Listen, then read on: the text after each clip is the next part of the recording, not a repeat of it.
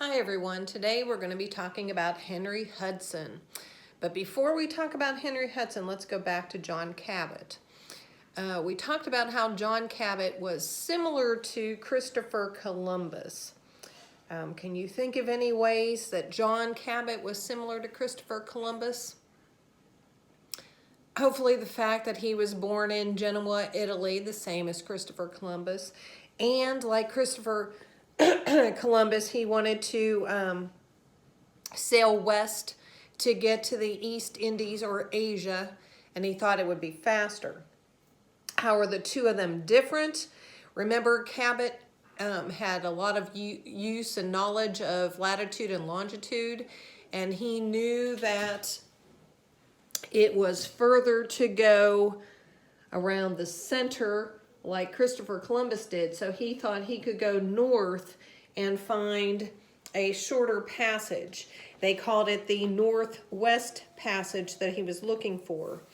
Remember, on Cabot's journey, another way he was different than Christopher Columbus, you may have noted, was that he sailed for England, not for Spain. And on his trips, he found Labrador, Newfoundland, and Cape Breton Island in Canada. And he did not interact, another way he was different from Columbus, he did not interact with any of the Native Americans. So today we're going to talk about Henry Hudson and see what he did. So John Cabot was not the only person who was eager to find a Northwest Passage to the Indies. English explorer Henry Hudson had the same goal.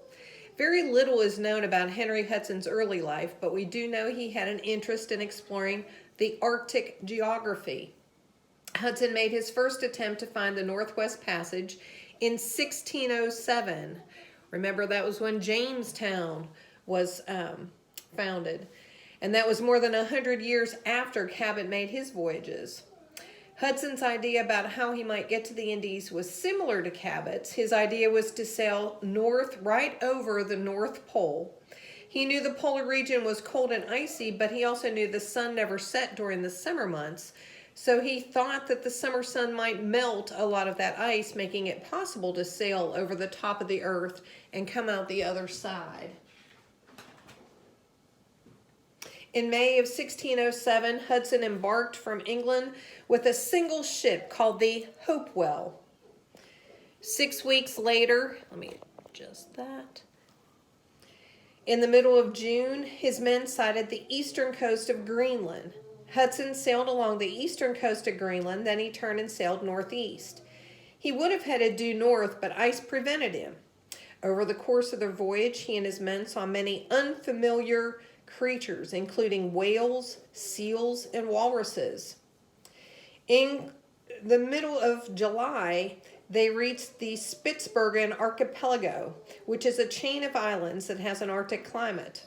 When Hudson tried to navigate this region, it was surrounded by packed ice or frozen seawater. On May 16th, his ship almost got stuck in the ice, and for a while it was touch and go. A few days later, Hudson decided he could not reach the North Pole because of all the ice, so he turned and sailed back to England. In 1608, he made a second attempt to reach the East Indies by sailing the Hopewell again across the North Pole. He sailed north of Scandinavia and Russia. He sailed more than 2,500 miles, making it to the islands off the coast of Russia, known as the New Land, but there was so much ice in the water he again had to turn back. In 1609, he made a third attempt to find the Northwest Passage. This time he sailed for the Dutch under the Dutch East India Company. The Dutch East India Company was a trading company that formed to protect their trade in the East Indies. The company hired Hudson and gave him very specific or direct instructions. He was to follow a similar route he had attempted on his previous voyage, sailing north of Scandinavia and Russia. The hope was, as before, that he would be able to sail over the top of the earth and emerge in Asia. Hudson left Amsterdam, in the Netherlands, in April of 1609 aboard the Dutch ship, the Half Moon. As he made his way north, he saw more and more ice. Eventually, there was so much ice, he decided to give up and turn around in mid-May. But instead of sailing back to Amsterdam, as he had been told to do, he boldly decided to sail west. He sailed across the Atlantic and sighted Newfoundland on July 12th. He sailed along the coast of North America, exploring what is now the east coast of the United States.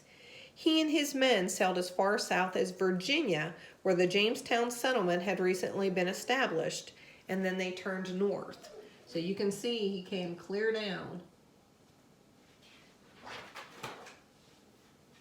On September 3rd, they came upon a large river that emptied into the Atlantic.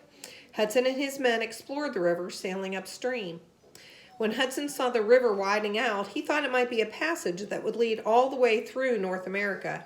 He thought the river he was exploring might be the Northwest Passage he and explorers before him had been seeking for years.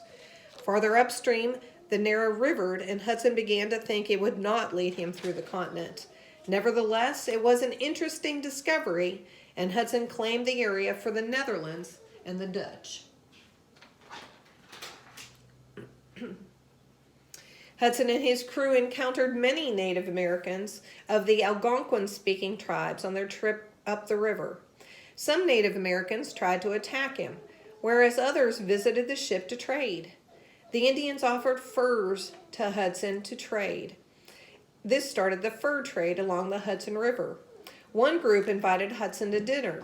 Later, Hudson described what he had experienced in his journal. He said, "I sailed to the shore in one of their canoes with an old man who was the chief of the tribe, consisting of 40 men and 17 women.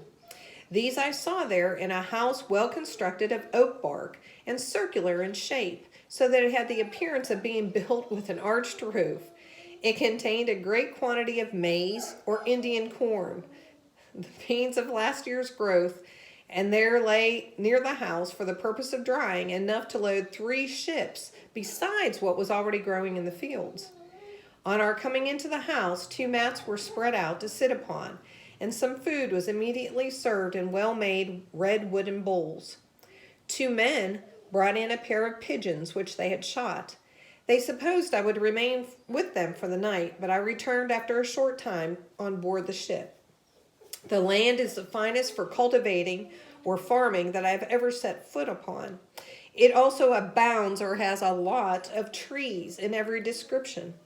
These natives were very good people, for when they saw that I would not remain, they supposed I was afraid of their bows, and taking their arrows, they broke them in pieces and threw them into the fire." In late September, Hudson decided to sail back to Europe. He himself wanted to stay in the New World for the winter, but his men were tired and were threatening to mutiny.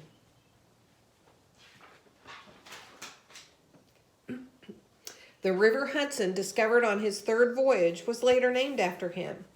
Even today it is known as the Hudson River. Another Dutchman came to this part of the world after Hudson.